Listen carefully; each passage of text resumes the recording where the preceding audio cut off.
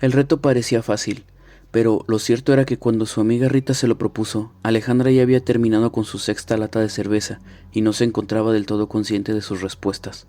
De hecho, el alcohol le había producido un subidón de confianza y valentía, así que estaba completamente segura de que sería capaz de hacerlo. Momentos antes, el grupo de amigos de Alejandra se encontraba hablando de una vieja leyenda popular que contaba que si una persona se ponía lagañas de perro en los ojos, sería capaz de ver fantasmas. Por supuesto, esto le pareció una tontería a Alejandra. Decía que no era más que un cuento de viejas para espantar a los niños y que no era real. Fue entonces que Rita le propuso que lo demostrara, y Alejandra aceptó. Así que el grupo de jóvenes salió al patio a buscar al perro. Lo encontraron durmiendo plácidamente en su casita y no le supuso ningún problema limpiarle los ojillos para obtener las lagañas. El propio dueño, que había ofrecido su casa para la fiesta, las extrajo y se las ofreció a Alejandra. La chica tomó la servilleta y durante un momento dudó en hacerlo. ¿De verdad estaba dispuesta a untarse aquellas secreciones amarillentas en sus propios ojos tan solo para cumplir con un reto de borrachos? Los demás formaron un círculo en torno a ella y empezaron a echarle porras. Alejandra se sintió presionada, pero el alcohol logró su cometido por segunda vez y le ayudó a imaginarse las lagañas como si fuera alguna crema. Con un dedo se embarró aquellas viscosidades en sus ojos. Lo hizo con sumo cuidado, como con cualquier cosmético. El resto de los que estaban presentes efectuaron expresiones de asco al principio, pero cuando Alejandra acabó su asqueroso deber, la vitorearon como a una heroína. Ella misma lo celebró también, aunque no había razón para ello, no de momento, y por lo menos hasta que terminó la fiesta no dejó de asegurar en todo momento que no había visto ningún fantasma. Alejandra había superado el reto y regresó a casa sintiéndose como una ganadora, una sensación que sería reemplazada por una fuerte resaca y una amnesia parcial. A la mañana siguiente, las lagañas de perro se le habían secado en los ojos, luego se mezclaron con las suyas propias. Rita no le había dicho que tenía que quitárselas antes de que eso sucediera, pero no fue con mala intención. En mitad de la borrachera, ella no lo había tenido en cuenta. Transcurrió un par de días de aquel desafío infantil, del cual Alejandra tenía recuerdos difusos. Siguió con su rutina de todos los días y acudió a la escuela con normalidad. Allí habló con sus amigos acerca de la fiesta y le preguntaron si llegó a ver algo en su casa. Ella lo negó en todo momento. Su vida siguió su curso natural. Sin embargo, una noche experimentó una serie de acontecimientos extraños que le arrebatarían el sueño. Alrededor de la 1 de la madrugada, escuchó unos ruidos fuera de su habitación que la despertaron.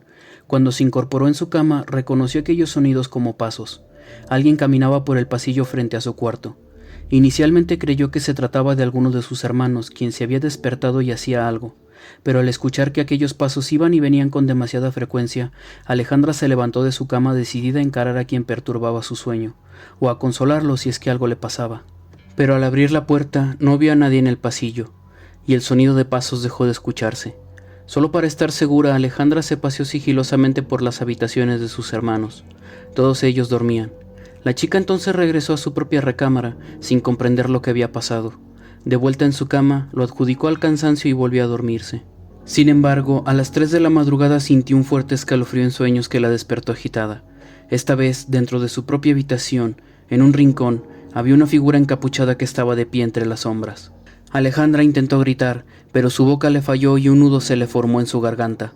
¿Quién era esa persona y cuánto tiempo hacía que estaba allí?, se preguntó mentalmente. Entonces la figura movió despacio la cabeza hacia ella, pero debajo de la capucha no había nada más que negrura, una oscuridad profunda y escalofriante. Aterrada, la chica se cubrió con las sábanas de su cama y aguardó lo peor. No obstante, no ocurrió nada. Tras un largo rato de esperar, Alejandra se retiró las sábanas poco a poco y observó. La figura encapuchada ya no se encontraba allí.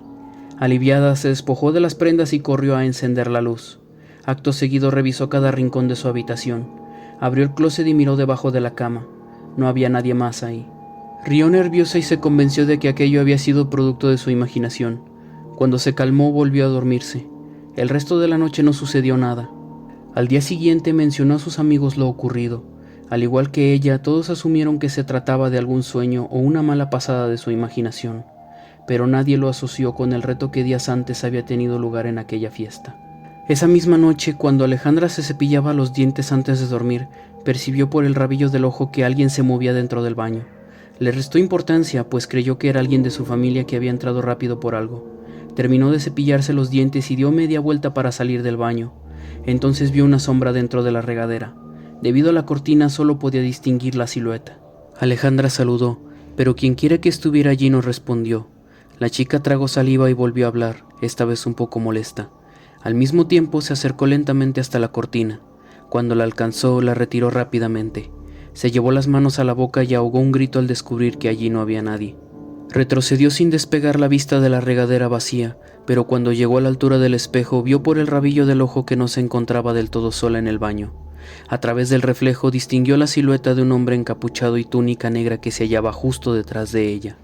Alejandra cerró los ojos con fuerza y gritó como nunca. Su familia se apersonó deprisa en el cuarto de baño, pero ella no pudo responder a sus preguntas debido a que se había agazapado en un rincón. Todo lo que decía es que había visto un hombre de negro. Por supuesto que su familia no vio a nadie ahí, y aunque buscaron por toda la casa al intruso, no encontraron nada. Más tarde, cuando la cosa se calmó, Alejandra tomó asiento en el comedor delante de sus padres y explicó con exactitud lo que había visto. Sus padres no parecieron muy convencidos de aquella historia, ya que le sonaba más a un cuento de terror. Tal vez si Alejandra hubiera mencionado lo de las lagañas de perro, su reacción habría sido diferente. Quizás no le hubieran enviado a dormir con la falsedad de que todo había sido cosa suya. Alejandra no pudo dormir el resto de la noche. 2 días más tarde, el hombre de la túnica negra volvió a aparecerse en su habitación, pero no fue el único. Desde la mañana había visto a una anciana pasearse por el patio, alguien a quien ella no conocía, y que cuando trató de hablarle se dio cuenta de que tenía la piel pálida, los ojos sumidos y vacíos, y unas ojeras tan pronunciadas que parecía que tenía las cuencas vacías. La anciana le sonrió y le saludó con la mano. Alejandra sintió que la garganta se le resecaba y se alejó de la ventana que daba al patio.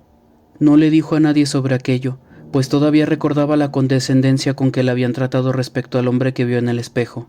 No quería que la trataran de loca. Con quien sí lo habló fue con sus amigos, pero estos una vez más no la tomaron en serio. Ni siquiera Rita lo relacionó con aquel reto infantil que Alejandra cumpliera tiempo atrás.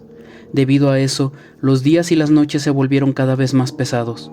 Ya no solo veía a la anciana en el patio, también había empezado a ver a un niño que corría por la sala, y que por mucho que le hablara, éste no le hacía caso.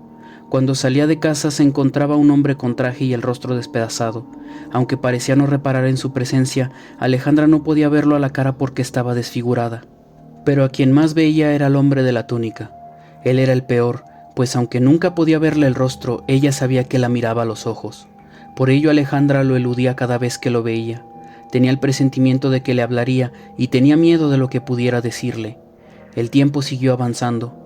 Alejandra se volvió más taimada y distanciada de los demás. Hasta entonces las apariciones se le habían manifestado únicamente en su casa, pero cierto día había visto al hombre de la túnica en el patio de la escuela. Merodeaba por el plantel, pero Alejandra sentía que la estaba buscando a ella. Lo espeluznante era que cualquier estudiante con el que se cruzaba lo atravesaba, igual que en las películas de fantasmas. Alejandra no sabía qué hacer, así que tan solo se levantó de su lugar y salió sin hacer caso a sus amigos. Tan pronto llegó a las escaleras, vio a la figura encapuchada llegar al descansillo. Ambos se detuvieron, y la figura encapuchada levantó la cabeza hacia ella. Durante un breve instante pareció que ambos cruzaban las miradas, hasta que el ser levantó una mano y la señaló con un dedo esquelético y pálido. Alejandra sintió un pánico terrible. Sintió que el pecho se le hundía y la respiración se le agitaba. Le faltaba el aire a pesar de hiperventilarse. Pronto sintió un fuerte mareo. Las piernas le fallaron y se arrodilló en el suelo. Escuchó a lo lejos que sus amigos le decían algo, pero no les entendió. Al final se desmayó y despertó 1 hora después. En la enfermería, Alejandra se vio forzada a enfrentarse a sus amigos. La bombardearon con distintas preguntas, pero ella apenas respondió 1 o 2. Detrás de sus amigos se alzaba la figura encapuchada. La observaba, como si vigilara lo que ella le decía a los muchachos. Allí estaba esa cosa, y aunque intentaba poner atención a sus amigos, su mirada siempre volvía hacia esa figura. Le costó trabajo convencerlos de dejarla sola durante la última hora antes de salir de la escuela. Alejandra notó en la mirada de Rita que ésta comenzaba a sospechar que algo definitivamente le sucedía. Aquella mirada furtiva que echó hacia atrás cuando descubrió que desviaba la mirada le bastó para darse cuenta que había tenido suficiente. Quería que su perseguidor la dejara en paz. Cuando regresó a casa se dedicó a buscar respuestas en internet. Para ese momento no había pensado que su situación tenía que ver con aquel reto infantil, y que el mismo provino precisamente de la red. Buscó por horas empleando distintos términos. Entró en foros de ocultismo donde todo se sentía falso. Dio con otros en donde los comentarios eran demasiado desdeñosos para tomarlos en serio. Se topó con anuncios de lectura de tarot y otros servicios de dudosa reputación, todos ellos cobrados por adelantado y sin garantía de reembolso en caso de no brindar el resultado deseado. Anduvo así por distintas páginas hasta que se encontró un anuncio que le llamó la atención. A diferencia de la parafernalia que había visto hasta ese momento, aquella publicidad ofrecía únicamente asesoría en temas espirituales, tales como consejos de santería, herbolaria, médiums y vivencias paranormales. Sonaba como a cualquier otro engaño que ya había visto, pero le atrajo la posibilidad de hablar con alguien que supiera del tema. Solo tenía algunas dudas, tales como que si la persona que la atendiera fuera en verdad profesional o algún charlatán, o si lo que ella veía era el resultado de algún embrujo, o si solo se trataba de algo sobrenatural. Entonces esperó algún momento en el que se encontrara sola en su casa. Cuando por fin tuvo la oportunidad, se tragó aquellas inseguridades y marcó el número desde su celular.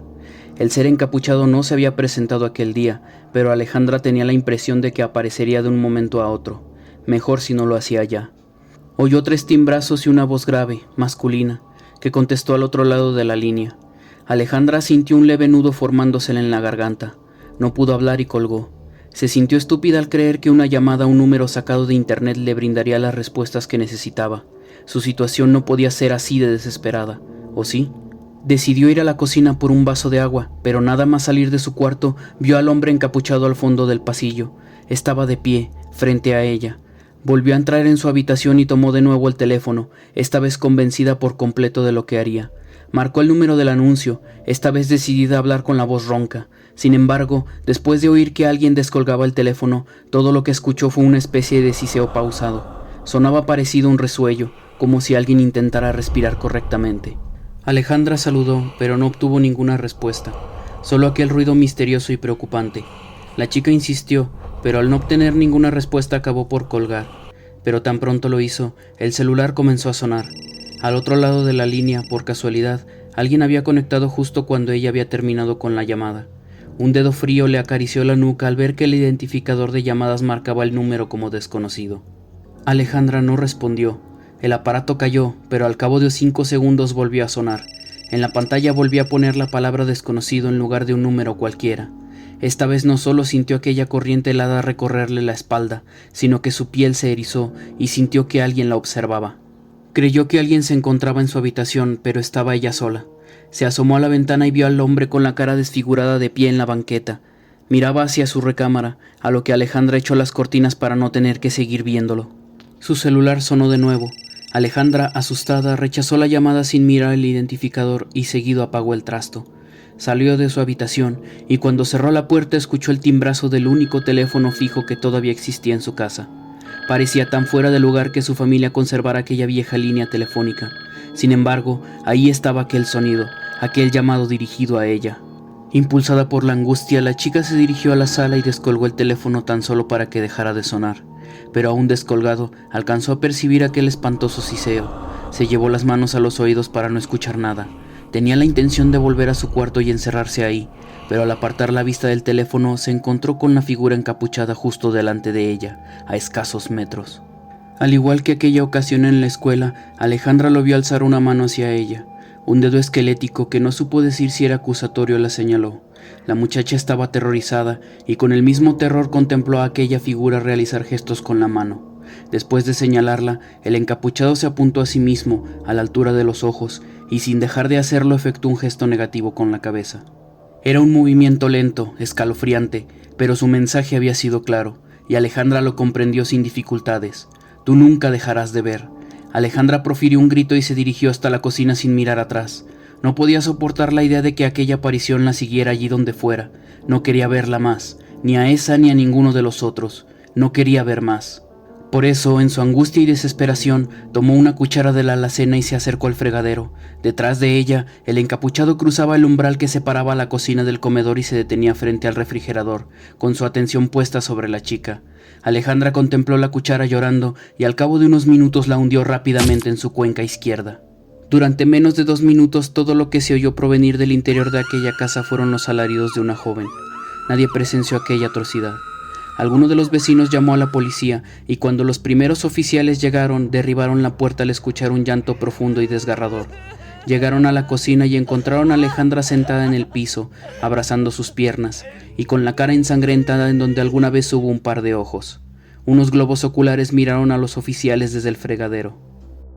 Tiempo después, Alejandra obtuvo el alta de la clínica psiquiátrica en la que estuvo internada. Ya no hablaba de apariciones que solo ella veía. Aceptó que no sabía lo que hacía cuando se sacó los ojos, y se decía lista para reintegrarse a la sociedad pese a su discapacidad. Estaba segura que iba a tener dificultades, pero estaba tranquila. Al fin y al cabo, ahora era ciega y ya no podía ver nada, ni siquiera al hombre encapuchado que caminaba junto a su familia cuando se dirigían al coche.